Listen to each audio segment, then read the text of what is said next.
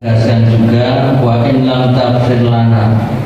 Jadi seakan-akan ada kekhawatiran kalau tidak diampuni Allah, karena itu menggunakan wa in lam taghfir lana, yaitu dengan mengatakan jika engkau tidak mengampuni dosa kami. Ditambahi juga wa tarhamna, dan memberi rahmat kepada kami. Nabi Adam sendiri menyatakan lanakunanna minal khasirin, niscaya kami benar-benar tergolong orang yang merugi. Assalamualaikum warahmatullahi wabarakatuh.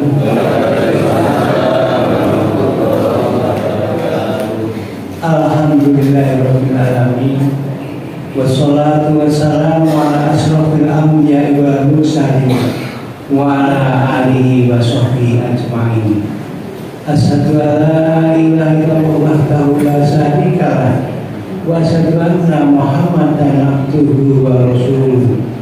Allahumma sholli ala Muhammad wa ala ali Muhammad kama sholaita ala Ibrahim wa ala ali Ibrahim innaka Hamidum Majid. Rabbi shrah li sadri wa yassir li amri wahlul 'uqdatam min lisani yafqahu qawli. Ibu-ibu, bapak-bapak, hadirin jamaah sholat subuh Masjid Baitur Syukur yang insya Allah dirahmati Allah Subhanahu wa Ta'ala. Marilah yang pertama dan yang utama, kita selalu bersyukur kepada Allah Subhanahu wa Ta'ala dengan bacaan Alhamdulillahirabbil alamin. Selawat dan salam selalu kita curahkan pada junjungan kita Nabi besar, Nabi agung Muhammad sallallahu alaihi wasallam.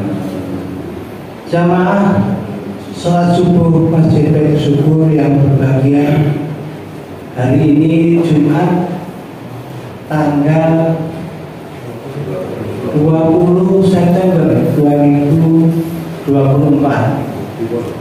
Alhamdulillah kita masih diberi kenikmatan, utamanya nikmat sehat, nikmat iman dan Islam, dan selanjutnya kita mendapatkan kebahagiaan dalam menjalankan perintah-perintah Allah, terutama sholat subuh yang di luar sana masih banyak sekali dari kita yang masih mungkin masih mimpi indah, dan alhamdulillah kita sudah berkegiatan, insya Allah barokah dan mendapat ridho Allah Subhanahu wa Ta'ala.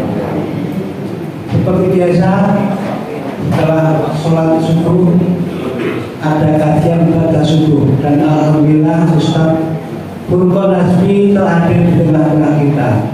Maka untuk meninggal waktu, marilah kajian ibadah subuh pada pagi hari ini kita awali bersama dengan bacaan basmalah. Bismillahirrahmanirrahim.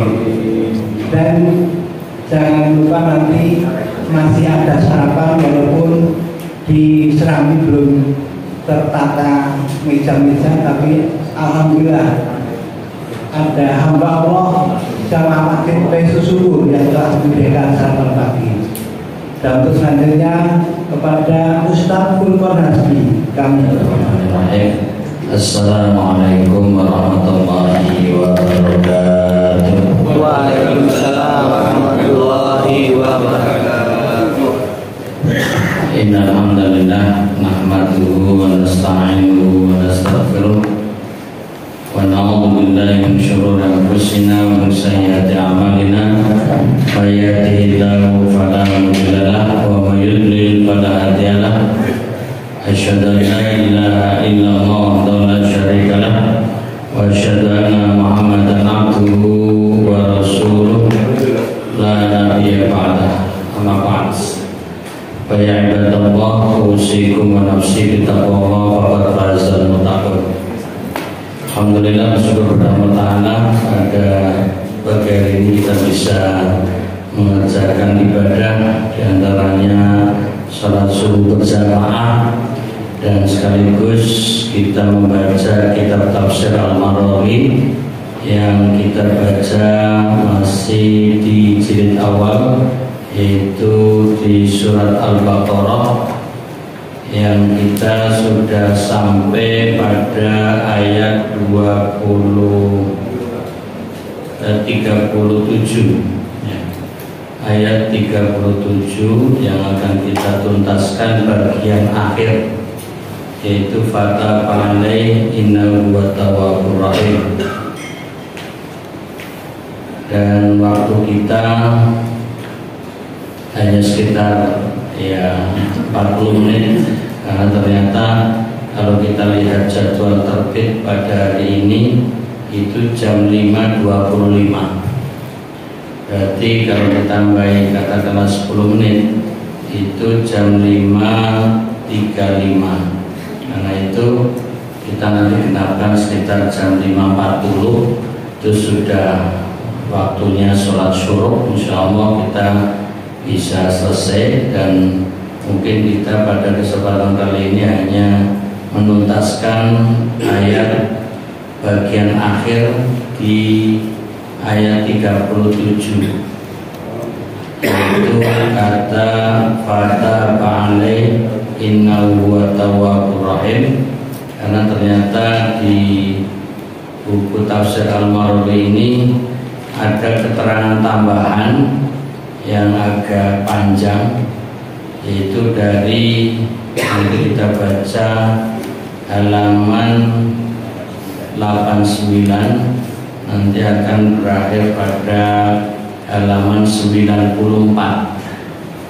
Jadi agak panjang, dan itu hanya menjelaskan bagian akhir dari ayat 37 plus keterangan tambahan.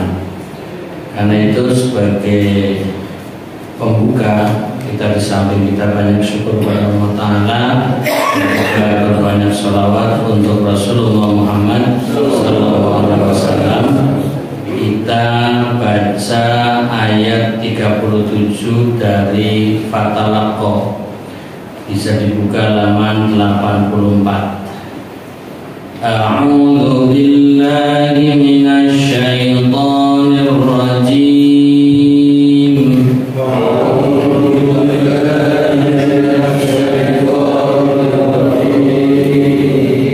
Fatalaqqa Adamu min rabbih kalimat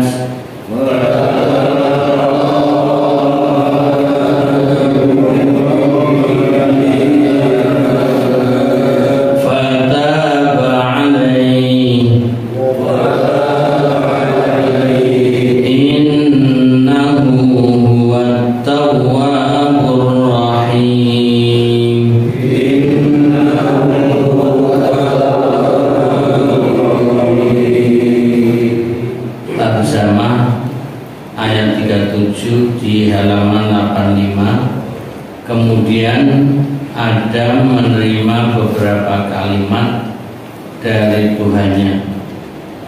Lalu Allah menerima taubatnya.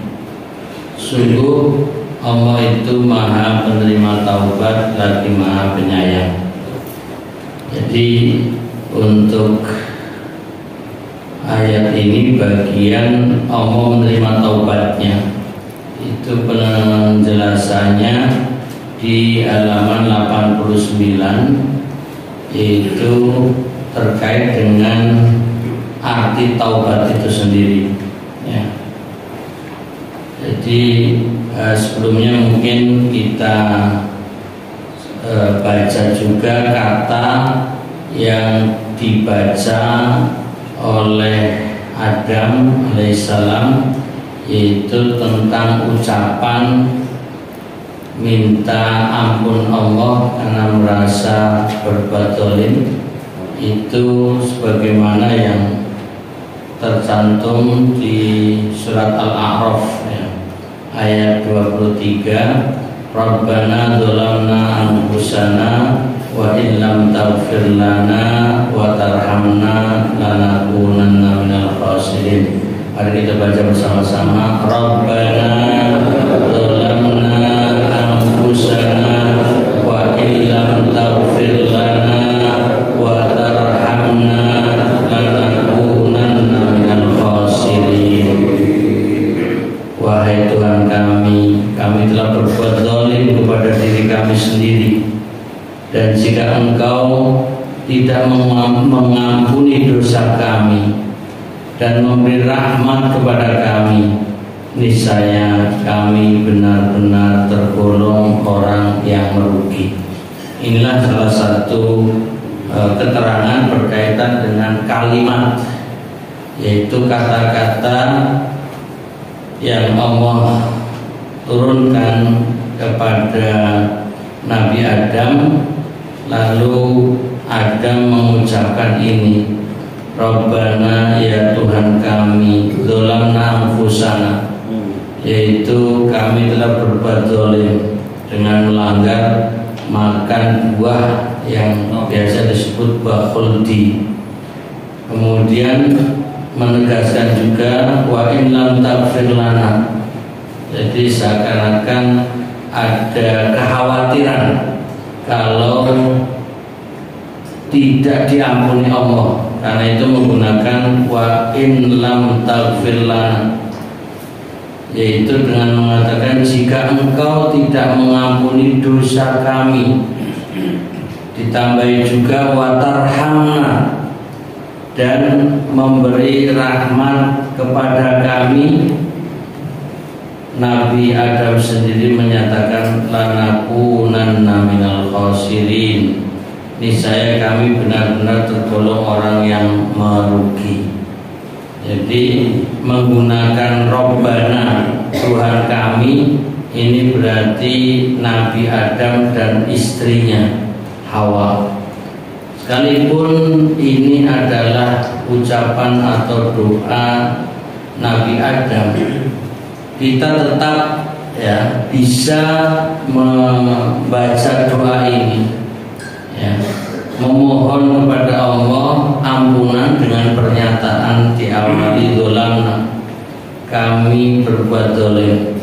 Kalau Nabi Adam melakukan satu kesalahan lalu bertaubat, atau melakukan satu kesalahan merasa itu perbuatan zalim, bagaimana kita yang mungkin banyak sekali melakukan kezaliman demi kezaliman, itu sudah layak harus mengakui diri, Rabbana dzalamna anfusana. Jadi ini harus kita baca berulang kali sebagai kesadaran diri bahwa hakikatnya kita ini sadar atau tidak banyak berbuat zalim, baik zalim terhadap Allah maupun zalim kepada sesama makhluk. Zalim dalam hablum minallah, ya diantara melanggar aturan Allah. Dan zalim yang paling besar pada Allah adalah kesyirikan. Inna syirka la zulmun adzim. Sesungguhnya kesyirikan adalah kezaliman yang sangat besar. Kemudian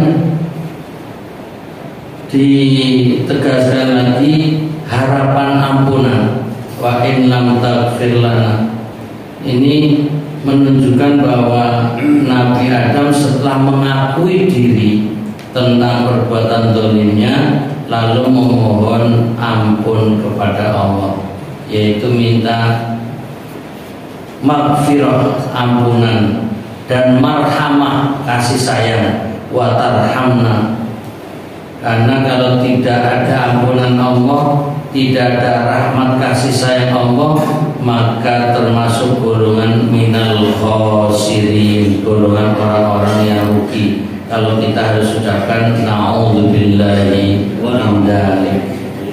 Kemudian ada riwayat yang juga merupakan ucapan, apa yang diucapkan kalimat tadi oleh Nabi Adam. Terlepas ini juga banyak riwayat tentang apa yang Nabi Ibrahim ucapkan, Nabi Adam alaihissalam ucapkan, yaitu subhanakallahumma wa bihamdika wa tabarakasmuka wa ta'ala jadduka wa la ilaha illa anta dzalamtu nafsi faghfirli fa innahu la yaghfiru dzunuba illa anta.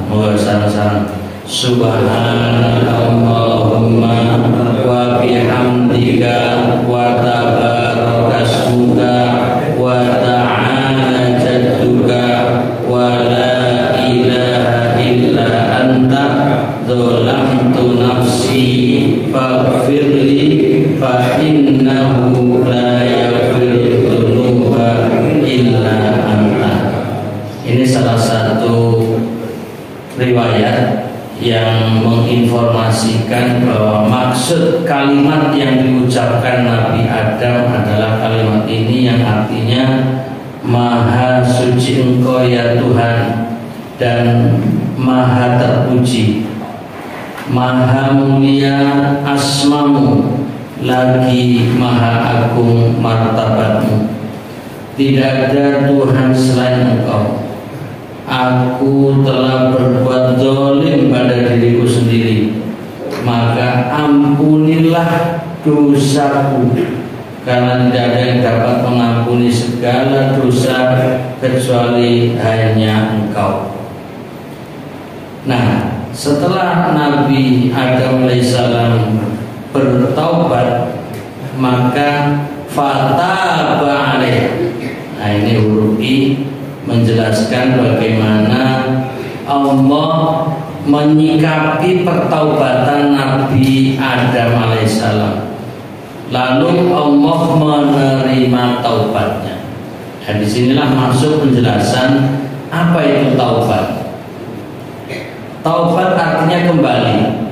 Kalau kita perpanjang dengan penggunaan istilah atau kata bahasa Arab dari kata taba yatubu taubatan, artinya roja'a yarji'u, kembali. Maksudnya kembali kemana? Nah, ini perlu ada tambahan keterangan. Bila seseorang disifati dengan taubat, berarti ia kembali meninggalkan maksiat menuju taat. Nah, pengertian taubat yang artinya kembali, yaitu kembali ke jalan yang benar dengan meninggalkan apa yang pernah dilanggar. Kalau berkaitan dengan Nabi Adam alaihissalam dan istrinya Hawa alaihissalam, itu karena telah melanggar memakan buah. Nah, pelanggaran itu kemudian dinyatakan ini perbuatan zalim. Bentuk taubatnya Nabi Adam alaihissalam dengan istrinya kembali ke perintah Allah, yaitu atau kembali kepada aturan Allah, yaitu jangan makan buah hadhihi syajarah, yaitu dari pohon ini. Artinya kembali memperhatikan larangan Allah. Nah, karenanya Nabi Adam alaihissalam tidak lagi melakukan perbuatan yang sama, meninggalkan perbuatan maksiat, meninggalkan larangan yang Allah tetapkan. Karena itu Allah pun akhirnya menerima taubat, fataba alaih. Nah, kemudian pertanyaan selanjutnya, apa maksudnya Allah memberi taubat? Kalau Adam alaihissalam dengan istrinya bertaubat, nah sementara Allah menerima taubat, lalu apa maksudnya? Nah, di sini ada keterangan. Dan bila Allah yang disifati demikian, artinya Allah yang menerima taubat atau tawwab, maha pemberi taubat, berarti kembali meninggalkan siksa menuju ampunan. Jadi kalau makhluk seperti manusia, diantaranya Adam alaihissalam bertaubat, itu artinya kembali, ya, kepada jalan yang benar. Tapi kalau Allah menerima taubat, itu artinya Allah kembali meninggalkan siksa menuju ampunan. Karena aturannya orang yang melanggar, orang yang maksiat, orang yang berbuat zalim, ancamannya adalah siksa, ancamannya adalah azab dari Allah. Sudah melakukan pelanggaran, maka catatannya dia bermaksiat, sehingga kelak akan mendapatkan sanksi berupa siksa azab benar. Na'udzubillahi min dzalik, siksa neraka. Tapi begitu Allah menerima taubat, fataba alaih, menerima taubatnya, itu artinya Allah kembali, ya, kembali meninggalkan siksa menuju ampunan. Yang tadinya sudah tercatat sebagai pelaku kezaliman, kemaksiatan, berbuat dosa, seakan-akan ini dihapus, ya, tidak dicatat kembali, dihilangkan. Nah, itu kembali bersih, ya, kembali bersih, dan Allah ampuni sehingga nanti layak menjadi ahlul jannah. Nah, ini untuk menggambarkan bahwa arti taubat itu sendiri. Jadi ada taubat yang dinisbahkan kepada makhluk, ada taubat yang dinisbahkan kepada Khalik. Nah, selanjutnya bahwa diterangkan taubat seseorang tidak akan diterima kecuali dengan menyesali kesalahannya yang telah lalu.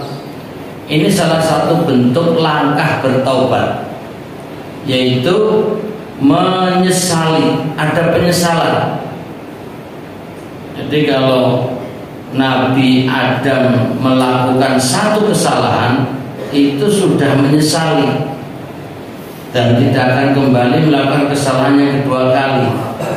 Pertanyaannya, kita ini sudah melakukan berapa pelanggaran gitu. Nah, itu sengaja ngitungnya itu loh. Nah, itu kalkulatornya malah receto ini. Saking banyaknya gitu loh. Ya, kayak umpamanya Nabi Ibrahim alaihissalam itu melakukan kesalahan berupa, bukan kesalahan, tapi sengaja melakukan kebohongan demi kebaikan, itu 3 kali sepanjang 185 tahun selama hidupnya. Nabi Ibrahim, yaitu ketika masih muda, menghancurkan patung-patung, lalu Nabi Ibrahim ditangkap, diinterogasi, siapa yang menghancurkan patung-patung itu? Oh, nggak tahu, tanyakan saja sama patung yang paling gede. Kata-kata nggak tahu itu dianggap bohong, ya. Tapi itu kebohongan yang untuk kemaslahatan. Kemudian kebohongan yang kedua, Nabi Ibrahim alaihissalam itu diajak untuk menghadiri acara ritual kesyirikan. Karena Nabi Ibrahim tidak mau mendatangi maksiat berupa kesyirikan itu, lalu ketika diajak mengatakan, ini sakit, aku lagi sakit. Jadi kita hanya ingin mengatakan Nabi Ibrahim itu melanggarnya sangat sedikit. Itu pun pelanggarannya untuk kebaikan. Nah, padahal itu umurnya sampai 185 tahun. Dan itu masih muda, pernah melakukan kebohongan 2 kali untuk memberi pelajaran kepada umatnya. Nah, yang ketiga setelah nikah, yaitu ketika mau berkunjung ke Mesir, rajanya suka merebut istri orang. Demi keselamatan, maka Nabi Ibrahim membuat kesepakatan dengan istrinya Sarah. Nanti kalau ditanya, jawab, kita ini bersaudara. Kalau yang ditanya saya mengatakan hadi ukhti, ini saudara perempuanku. Sementara nanti Sarah juga demikian, sehingga kompak jawabannya. Dan betul, Nabi Ibrahim kemudian ditanya, man hadi, siapa ini? perempuan ini hadhi ukhti, ini saudara perempuanku. Nah begitu dinyatakan ini saudara perempuanku, maka selamat dari penangkapan dan perebutan. Karena kalau dikatakan ini istriku, maka nanti Sarah diambil oleh sang raja, Nabi Ibrahimnya ditahan di penjara. Nah karenanya itu Nabi Ibrahim yang panjang umurnya 185 tahun saja hanya berbohong 3 kali. Tentunya habis itu menyatakan pertaubatan. Nah sekarang kita belum 185, itu kira-kira sudah berapa kali gitu loh. Nah ini kembali lagi untuk memancing emosi kita, betapa kita ini terlalu banyak ya, perbuatan dolim, baik itu kemaksiatan, perbuatan dosa, berbuat berupa kebohongan demi kebohongan. Kita nggak usah melihat orang lain yang suka bohong deh, tapi kita sendiri pun kadang juga berbohong. Nah ini kalau dalam dunia politik itu hobinya mengkritik orang. Si fulan suka berbohong, berbohong. Lah, yang dirinya apa nggak pernah bohong kan? Ini. Jadi kadang-kadang orang meributkan orang lain tapi lupa diri. Ini hanya sisipan juga. Ketika ada seseorang yang memprotes atau bahkan membatalkan nasab orang, ya singkatnya ini lagi viral berulang kali berkaitan dengan status Habib umpamanya. Jadi dinyatakan ini Habib yang keturunan Baklawi ini nasabnya terputus, tidak sampai ke Nabi Sallallahu Alaihi Wasallam. Ya kalau memang betul tidak sampai, ya sudah, itu sebagai berarti kebohongan mereka. Tapi kalau kemudian mereka benar, ya itu urusan mereka juga. Pertanyaannya, yang mengkritik bahwa itu batal keturunan Nabi, dia sendiri nasabnya sampai mana gitu loh. Yang mengkritik sendiri kadang-kadang coba nasabku sampai mana, orang tahu juga. Makanya daripada meributkan orang lain, mending memikirkan diri sendiri. Ini demi kita tidak terlalu banyak menyalahkan orang, tidak terlalu banyak berbuat dolim.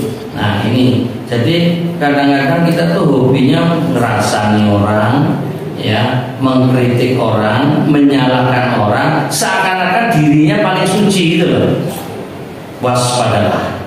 Waspadalah, jangan sok suci. Toh kita juga manusia, keturunan Nabi Adam, yang Nabi Adam sendiri pernah berbuat dolim. Itu tapi dengan segera bertobat. Kembali kepada buku. Jadi bahwa di sini dinyatakan, ya, taubat seorang tidak akan diterima kecuali dengan menyesali kesalahannya yang telah lalu, meninggalkan perbuatan dosanya, ya, meninggalkan perbuatan dosanya lagi, mengembalikan hak orang yang dianiaya, dan memuaskan lawan dengan menyampaikan haknya itu sambil minta maaf kepadanya. Kalau ada kesalahan yang sifatnya hablum minan nas, maka harus minta maaf kepada orang yang bersangkutan. Kalau berupa harta, harus mengembalikan. Kalau itu mengambil hak orang lain. Jadi kalau kepada Allah mohon ampun, dengan pernyataan taubat tidak akan kembali melakukan perbuatan dosa dan kesalahan. Tapi kalau ada hak-hak manusia, maka taubatnya adalah mengembalikan. Kalau itu mencuri, mengambil hak orang lain, harus kembalikan, ya. Dan sekaligus juga kalau melakukan kesalahan tentunya minta maaf. Nah ini adalah hablum minan nas. Selanjutnya, ringkasnya, Allah menerima taubat Adam dan memberikan kembali karunia serta rahmatnya. Nah ini sebagai kesimpulan bahwa Allah menerima taubat Adam. Jadi jangan kemudian dianggap ini manusia dosa keturunan, karena Nabi Adam pernah berbuat dosa, berbuat salah, lalu anak atau Bani Adam, anak keturunannya manusia merasa ya sudah, oh bapak dulu juga salah, maka kita pun salah biasa, itu enggak. Karena Nabi Adam sudah bertaubat. Selanjutnya kalimat terakhir dalam surat Al-Baqarah ayat 37 itu dengan pernyataan innahu huwat tawwabur rahim. Jadi kalimat penutup di ayat 37, sungguh Allah itu Maha penerima taubat lagi Maha penyayang. Bagaimana keterangan selanjutnya? Yaitu dari kata at-tawwabu yang diterangkan zat yang sangat menerima taubat hambanya. Jadi kalau sebelumnya fataba alaih, bahwa Allah menerima taubat Nabi Adam, itu sifatnya personal untuk Nabi Adam. Tapi ketika dinyatakan sesungguhnya Allah itu Maha penerima taubat lagi Maha penyayang, ini bersifat umum. Ya termasuk Nabi Adam ya, itu sudah diterima taubatnya. Dan siapapun dari makhluk Allah ini kalau bertaubat pun akan diterima taubatnya, karena Allah At-Tawwab, yaitu yang Maha penerima taubat. Itu menggunakan kata At-Tawwab. Kemudian penjelasan selanjutnya di halaman 90 ya. Karena itu tadi tentang at-tawwab, yaitu zat yang sangat menerima taubat hambanya. Betapapun hamba berbuat dosa lalu menyesali keteledorannya dan bertaubat, tentu Allah menerima taubatnya. Nah ini yang kita harus sadari. Karena Allah Maha Taubat, menerima taubat, maka kita pun harus selalu menyatakan taubat. Dan taubat itu sendiri tidak hanya ketika kita melakukan kesalahan. Kita harus menjadikan zikir, yaitu wa atubu ilaihi. Ya, aku selalu bertaubat kepadanya. Jadi seperti subhanallah, alhamdulillah, wa la ilaha illallah, wallahu akbar. Kemudian astaghfirullahaladzim alladzi la ilaha illa huwal hayyul qayyum wa atubu ilaih. Ini menjadi zikir-zikir untuk menunjukkan bahwa kita selalu bertaubat ya. Jangan kemudian ketika sedang atau baru saja melakukan kesalahan baru bertaubat, tapi sungguhnya kita harus selalu bertobat, karena ada hal-hal yang mungkin kita tidak sadari melakukan kesalahan. Selanjutnya Maha Penyayang. Jadi Maha Penyayang yaitu dari kata Ar-Rahim ya, seperti Bismillahirrahmanirrahim. Ini sering kita baca kata Ar-Rahim yang Maha Penyayang, artinya zat yang mencurahkan kasih sayangnya kepada hambanya yang berbuat dosa dan mau kembali bertaubat kepadanya. Jadi Allah Maha Penyayang, sehingga sekalipun hambanya berbuat dosa, Allah akan menerima, mengampuninya, dan orang itu tentunya kalau bertaubat akan diterima taubatnya. Karena Allah memang selain At-Tawwab, Allah juga Ar-Rahim. Makanya dua kata dipasangkan, At-Tawwab, Ar-Rahim. Allah sendiri sudah Maha penerima taubat, tapi sekaligus Allah Ar-Rahim yang Maha Penyayang. Jadi kepada makhluknya yang berbuat dosa itu bukan sekedar diterima pernyataan salahnya, tapi Allah itu Maha Penyayang sehingga benar-benar diampuni, bahkan dijanjikan tentunya akan menjadi orang yang bersih dan dimasukkan kelak ke dalam surganya. Itulah Allah Ar-Rahim. Kemudian Maha digabungkan dua sifat, Maha penerima taubat dan Maha Penyayang, untuk menunjukkan kepada janji Allah berupa perlakuan baik dan ampunan bagi hamba yang bertaubat. Jadi ada kata At-Tawwab, ada kata Ar-Rahim. Maha penerima taubat, Maha penyayang. Ini luar biasa, gabungan yang menunjukkan bahwa ini adalah janji Allah ya, yang berupa perlakuan baik dan ampunan bagi hambanya. Kemudian setelah itu masuk pada penjelasan ini secara menyeluruh dari ayat-ayat yang kita baca sebelumnya. Di sini ada 3 masalah yang secara panjang lebar dibicarakan para ahli tafsir. Ya, waktu kita tinggal 10 menit tapi dikatakan panjang lebar. Nah ini mudah-mudahan cukup membacanya.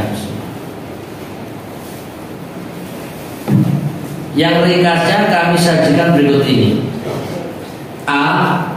Sekitar riwayat turunnya Adam dan Hawa dari surga dan caranya. Nah ini ingin mengupas seperti apa toh Nabi Adam turun dari surga menuju ke bumi. Bagaimana para ahli tafsir membicarakannya? Mereka lebih banyak menukil dari riwayat-riwayat Israiliyat yang menurut para kritikus ahli ilmu dan pemuka agama dinyatakan tidak ada yang sah sama sekali. Ini contoh Israiliyat. Israiliyat itu artinya cerita-cerita yang berkembang di Bani Israel, khususnya orang-orang Yahudi. Ya, Bani Israel itu sebenarnya umat Yahudi dan umat Nasrani. Mereka semuanya termasuk Bani Israel. Nah, mereka membuat kisah, buat cerita yang bisa benar, bisa salah.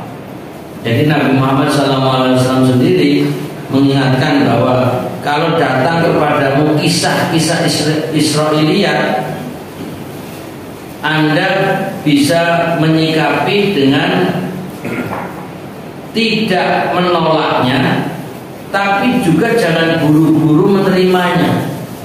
Atau dibalik, jangan buru-buru menerima ya, tapi juga jangan langsung menolak. Harus dicek ulang. Kalau memang benar, nah, baru diterima. Tapi kalau memang itu salah, nah, itu baru ditolak. Jadi harus ada penelitian. Nah, ternyata banyak kisah terkait dengan turunnya Nabi Adam dari langit. Ini contoh cerita-cerita yang sumbernya tidak jelas. Umpamanya Nabi Adam itu turunnya di India. Terus istrinya Siti, panggilnya Siti kan biasanya Hawa ya.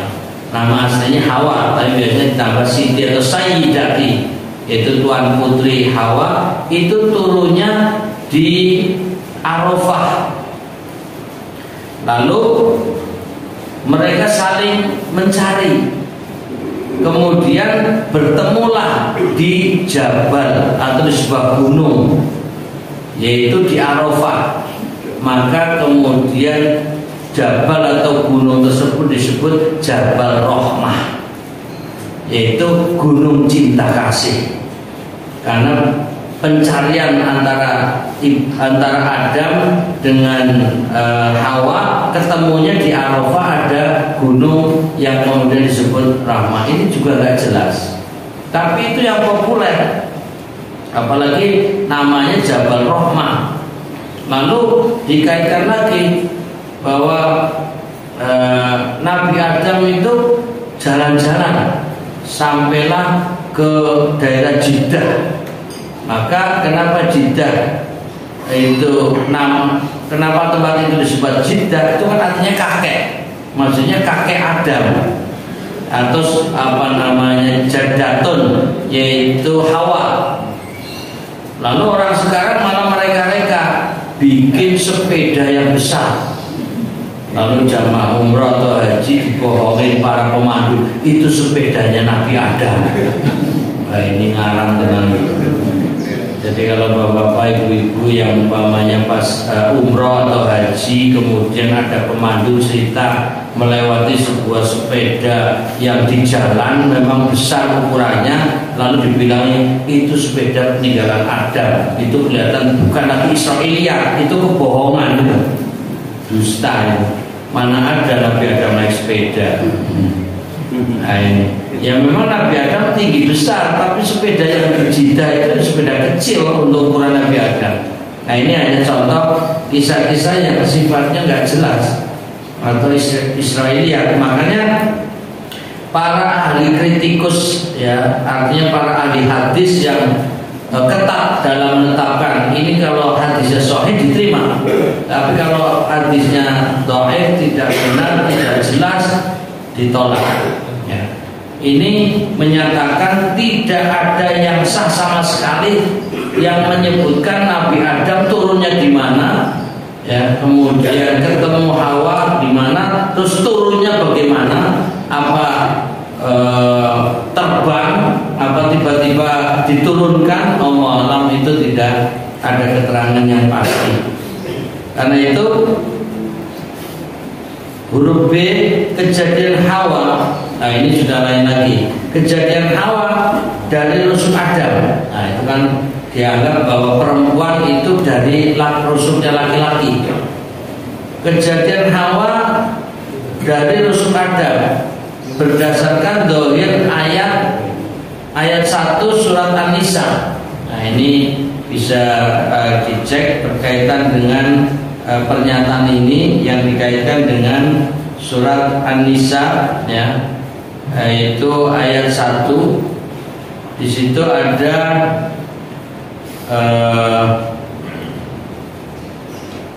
khalaqakum min nafsin wahidah, ya, bahwa Allah telah menciptakan kamu dari diri yang satu, Adam. Ya, jadi seakan-akan dipahami bahwa Hawa diciptakan dari rusuknya Adam, gitu. Nah ini bagaimana menyikapinya? Walaupun ini ada dalilnya ayat Al-Quran, tapi tergantung bagaimana cara menafsirkannya. Atau surat Al-A'raf, ya. Jadi ada dalil lain, surat Al-A'raf ayat 189. Nah ini untuk mencocokkan saja 189. Di sana juga sama. Huwallazi khalaqakum min nafsin wahidah, ya, wa ja'ala minha zawjaha. Dialah yang menciptakan kamu dari jiwa yang satu, Adam, dan darinya dia menciptakan pasangannya.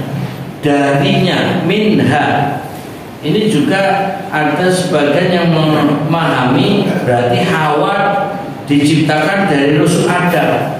Dalilnya dari surat An-Nisa ayat 1 dan surat Al-A'raf ayat 189, min nafsi wahidah. Bahkan ada dalil hadis, yaitu dari Imam riwayat Bukhari dan Muslim yang bersumber dari sahabat Abu Hurairah yang meriwayatkan dari Nabi Muhammad SAW, istausu bin nisa khairan fa innahunna khuliqna min dir'in aqwaj, yang artinya berpesanlah kamu kepada perempuan-perempuan dengan baik-baik, sebab mereka itu dijadikan dari tulang rusuk yang bengkok. Jadi ingin mengarahkan bahwa ini dalil-dalil menunjukkan bahwa perempuan berasal dari laki-laki.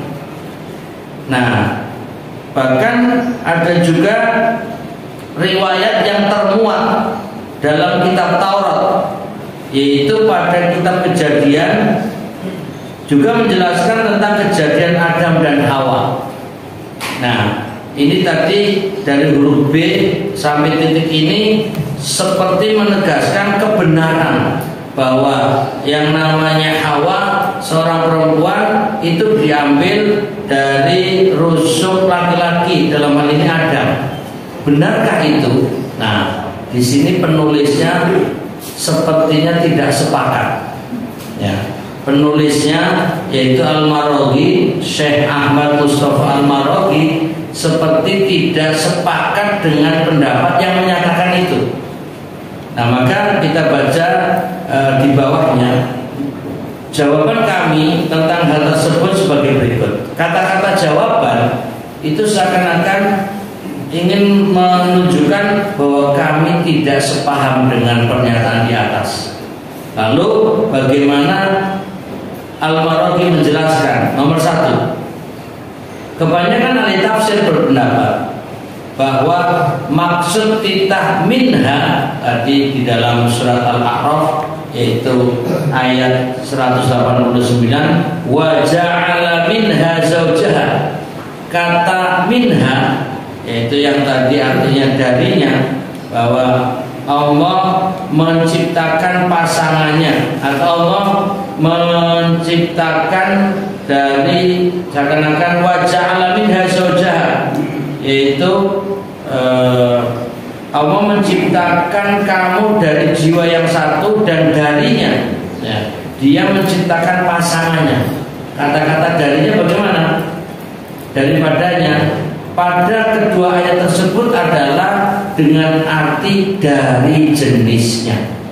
Jadi kata minha darinya bukan berarti Hawa dari tulang rusuk Adam, tapi Allah menciptakan Adam sendiri, Allah menciptakan Hawa sendiri, bukan diambil dari Adam.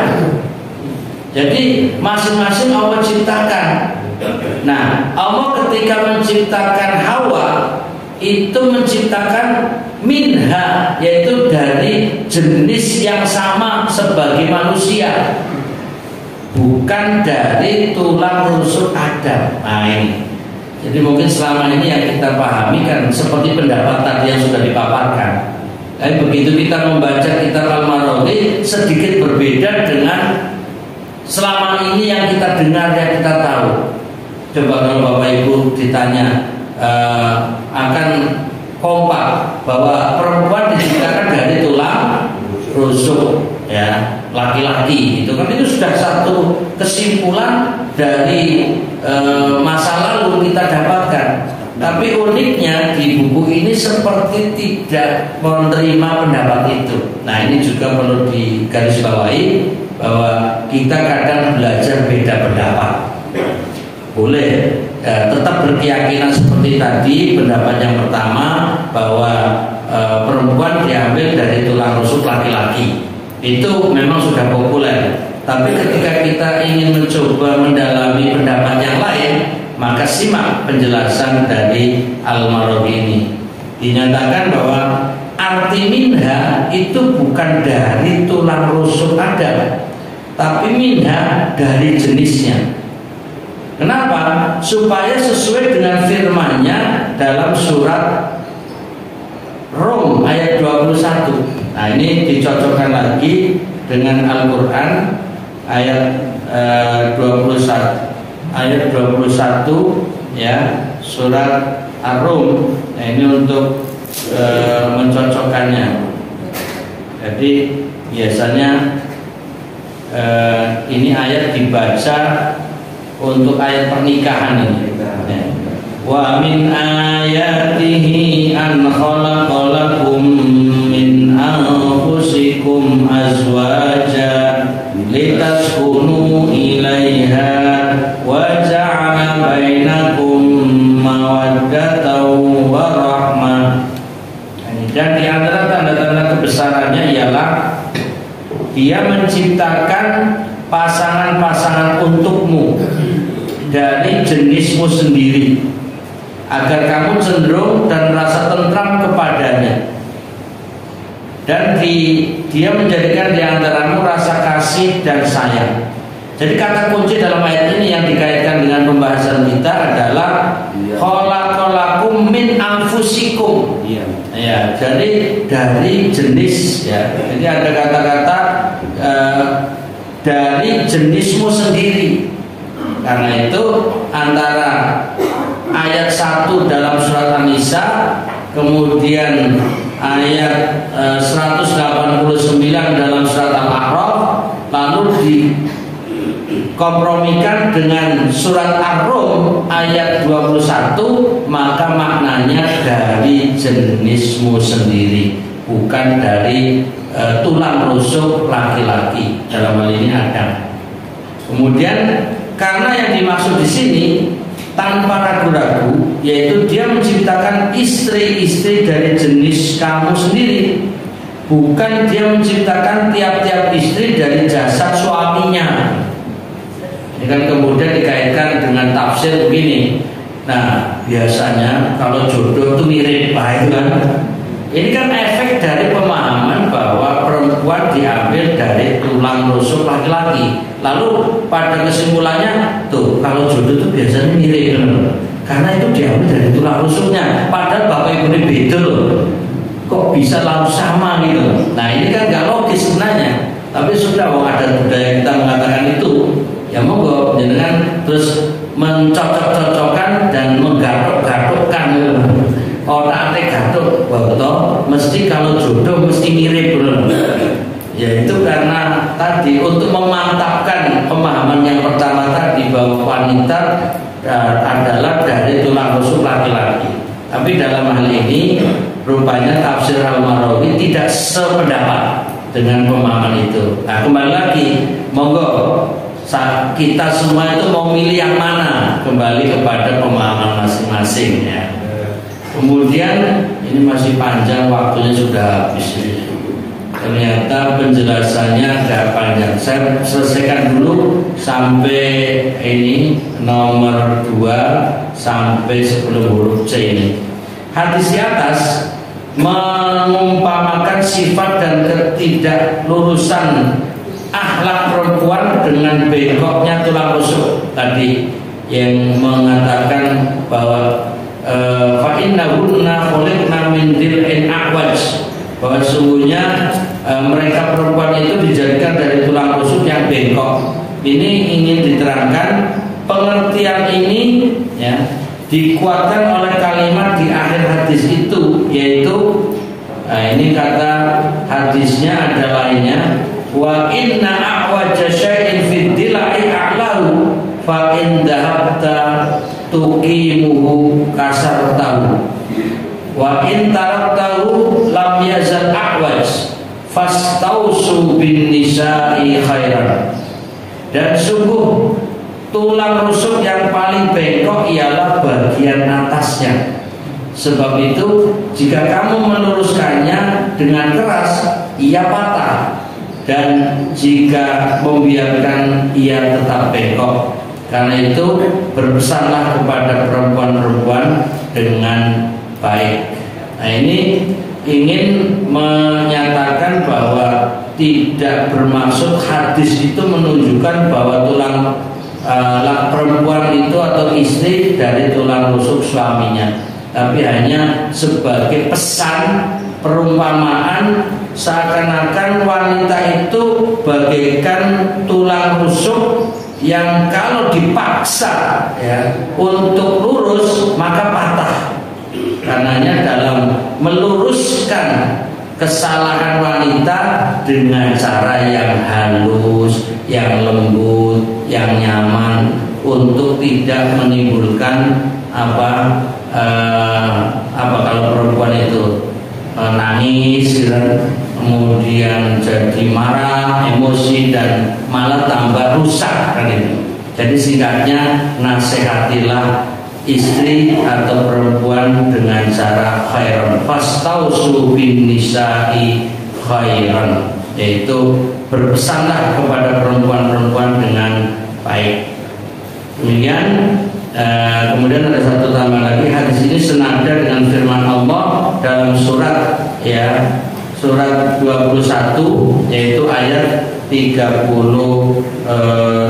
Ini sebagai penutup, dan lanjutannya insya Allah pada kesempatan yang datang. Surat 21, surat Al-Anbiya, yaitu ayat 37. Khuliqal insanu min 'ajal sa'urikum ayati fala tasta'jilun. manusia diciptakan bersifat tergesa-gesa. Kelak akan aku perlihatkan kepadamu tanda-tanda kekuasaanku, maka janganlah kamu meminta aku menyegerakannya. Nah ini Alam dikaitkan hadis ini dengan ayat 37 dari surat Ar-Rum. Demikian jamaah rahmatullah, ternyata belum bisa tuntas. Nanti kita lanjutkan pada kesempatan yang akan datang. Huruf C tolong ditandai huruf C, dan kita akan menuntaskan insya Allah dalam keadaan sehat walafiat, tetap semangat. Mana semangatmu? Tanda siap sarapan. Kita akhiri subhanakallahumma wa bihamdika asyhadu